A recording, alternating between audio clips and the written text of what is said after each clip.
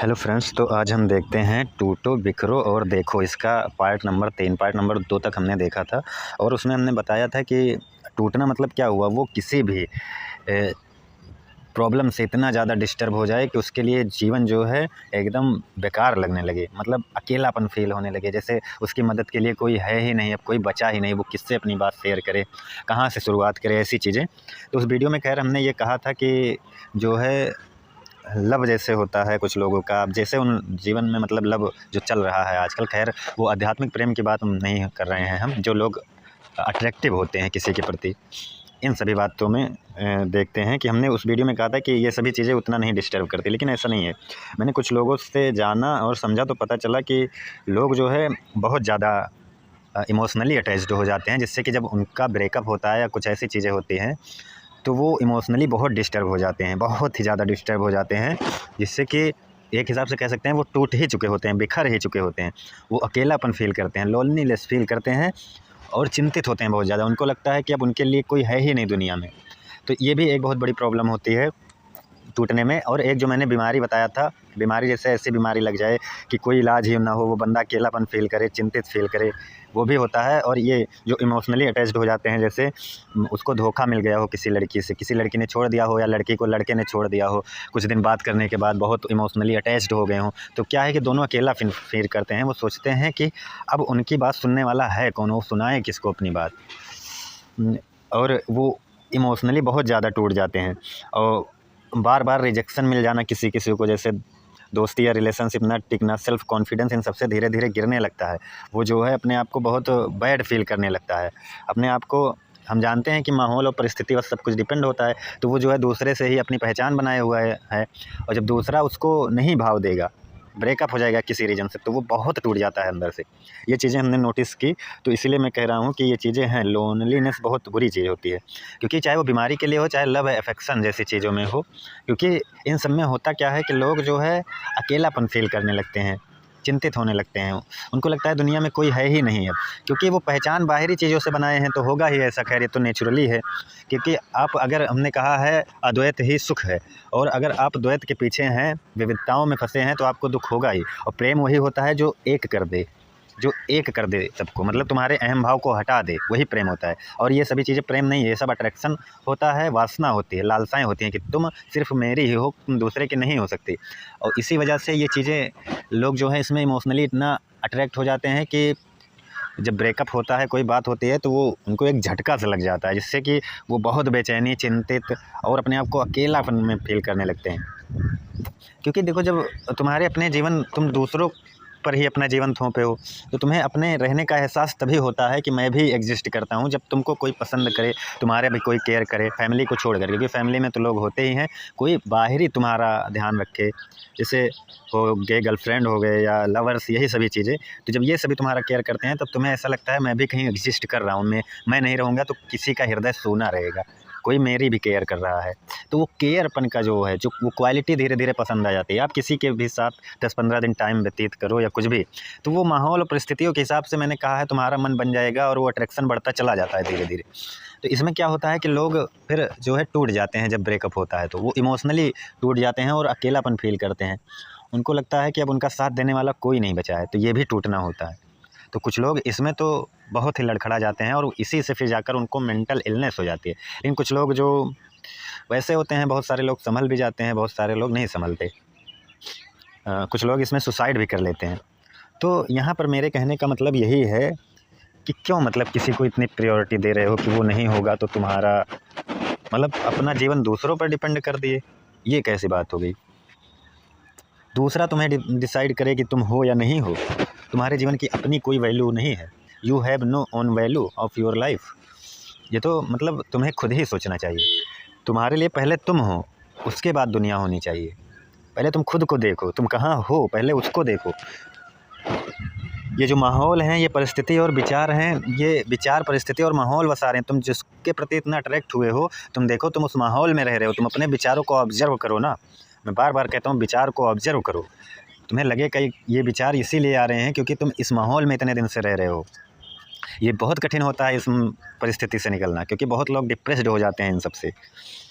तो ये चीज़ें जो है अपने विचार को ऑब्जर्व करो, देखो ये विचार आ क्यों रहे हैं, तुम्हें पता चलेगा तुम इसी में अपना टाइम इन्वेस्ट किए हो, इसलिए ये विचार आ रहे हैं। लेकिन तुम खुद को मना नहीं सकते इन सब चीज़ों से दूर जाने के लिए, क्योंकि माहौल वही है, परिस्थितियाँ वही है। हज़ार लोग आपसे कहेंगे कि इन सब में मत पड़ो, इन सब में बड़ा दुख है, लेकिन फिर भी तुम्हारा माहौल उसमें तुम्हें खींच ले जाएगा, तुम्हारा मन, तुम्हारे विचार उसमें खींच ले जाएंगे तुमको। तुम्हें गर्लफ्रेंड बनाने में, लवर्स, तुम सोचोगे कोई मेरे लिए भी हो जो मेरी केयर करे। ये सभी चीज़ें लोगों का देख कर, यहाँ तक कि जो तुमसे मना कर रहा है वो खुद भी यही कर रहा है। मतलब तुमसे तो मना करेगा कि ये सभी चीज़ें बेकार है, सब मत करो, सब कुछ मैंने बहुत देखा, बहुत जाना, लेकिन फिर भी वो किसी को पाए तो अपनी गर्लफ्रेंड बना ले, जितना पाए उतना बना ले।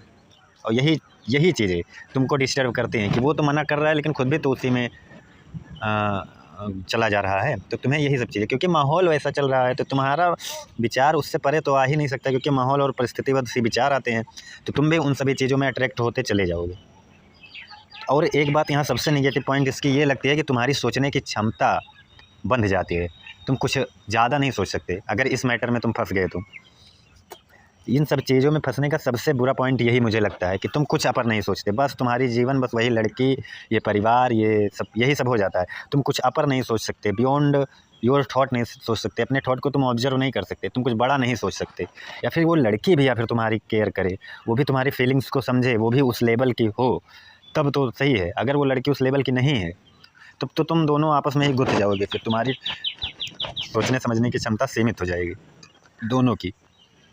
तो मैं यहाँ यही बातें कहना चाहता हूँ कि अगर इस तरह से कोई डिस्टर्ब है तो वो जो डिस्टर्बेंस है वो उस डिस्टर्बेंस को ऑब्जर्व करे, वो हमेशा थॉट को देखे कि ये थॉट है क्या। देखो, हर डिस्टर्बेंस का कारण थॉट ही होता है, मन ही होता है, मन ही सभी प्रवृत्तियों का जड़ है। और मन क्या है? मन बस विचारों का एक समूह है, एक हिसाब से कह सकते हैं। तो तुम अगर उस विचारों को देखोगे तो तुम्हें लगेगा ये माहौल बसा रहे हैं, क्योंकि देखो तुमने उस माहौल में कुछ टाइम इन्वेस्ट किया है, तो इसीलिए अभी तुम्हारे विचार इतने जल्दी नहीं बदलेंगे। लेकिन तुम विचारों को ऑब्जर्व करो, हर माहौल में जाकर ऑब्जर्व करो। अगर तुम 21 दिन, साइकोलॉजी कहती है, किसी भी बात को ना याद करो तो कितना भी क्लोज रिलेशनशिप हो वो धीरे धीरे दूर ही हो जाता है, तुम्हारे मन से हट ही जाएगा। 21 दिन साइकोलॉजी कहती है ये। तो वही बातें मैं कह रहा हूँ, ये सभी बस परिस्थितियों और माहौल से बने हुए विचार हैं तुम्हारे। तुम खुद को क्यों नहीं ऑब्जर्व करते? इसका ये एक प्लस पॉइंट है कि अगर वो लड़की भी समझदार है, तुम भी समझदार हो, मतलब दोनों आपस में समझदार हैं, तो इससे आप ऑब्जर्वेशन सीख सकते हो। तुम जब क्लोज जाओ दोनों के तो ये सोचो वहाँ पर कि इसमें मुझे फीलिंग क्या आ रही है, क्योंकि उस समय तुम्हारे विचार, जब दोनों क्लोज होते हैं तो विचार जो है बहुत कम होते हैं, क्योंकि उस समय तुम प्रेजेंट में जी रहे होते हो। जब लड़के एक दूसरे के पास होते हैं तब विचार नहीं होते उस समय, इस बात को ऑब्जर्व करना कभी। और वो फीलिंग बहुत ही बेस्ट होती है, और हमारा काम क्या है कि विचारों को ही ऑब्जर्व करना, और उस समय विचार नहीं होंगे तो आपको बहुत अच्छी फीलिंग आएगी। लेकिन जहाँ पर आप विचार हैं, क्योंकि आप तो विचारों से बने हुए एक कह रहे हैं कठपुतली हो इस प्रकृति के। विचार माहौल से आ रहे हैं, माहौल के अनुसार विचार आते हैं, विचार के अनुसार हार्मोन्स रिलीज होते हैं, वैसे ही तुम रिएक्ट करते हो। तुम्हारा एक विचार तक कंडीशनिंग है। और लोग कहते हैं विचारों से मुक्ति ही समझ लो सही है। हाँ, विचारों से मुक्ति कब होगी? विचारों से मुक्ति थोड़ी होती है, बस कुछ समय के लिए आप विचार को रोक सकते हो। जैसे किसी फिल्म में आप ज़्यादा इन्वॉल्व हो जाओ, किसी अच्छी चीज़ों में इन्वॉल्व हो जाओ, तो वहाँ पर विचार कुछ देर के लिए रुक सकते हैं। लेकिन विचार हमेशा थोड़ी रुकेंगे, वो जहाँ माहौल परिस्थिति चेंज हुई फिर विचार तो पल पल बदलते रहते हैं। इसीलिए विचार को हटाना नहीं है, विचारों को ऑब्जर्व करना है।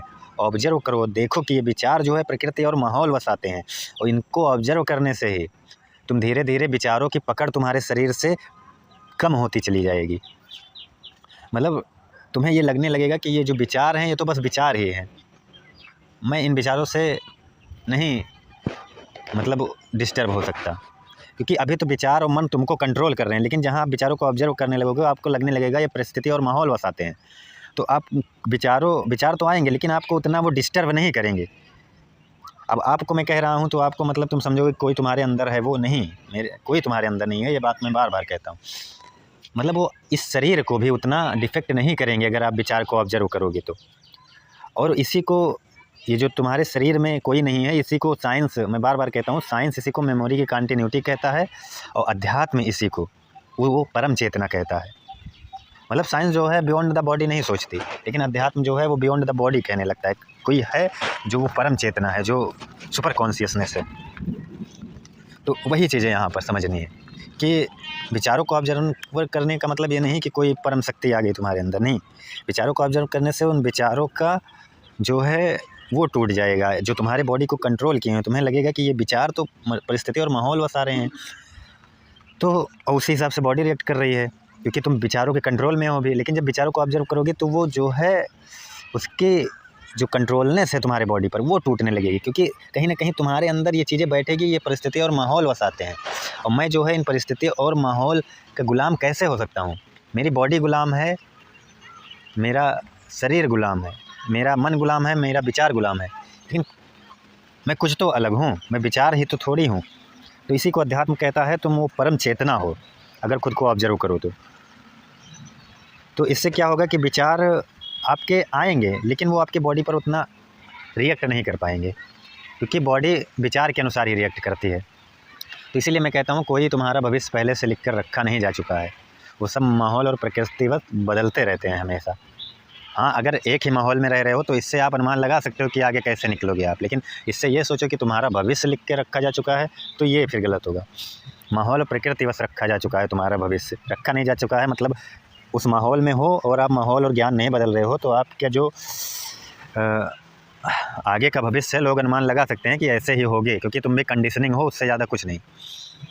तो वही बात यहाँ पर कि विचारों को ऑब्जर्व करने से विचारों की जो पकड़ है तुम्हारे शरीर पर वो डाउन हो जाएगी, और इससे तुम्हारे शरीर पर फिर गलत इफ़ेक्ट कम पड़ेगा।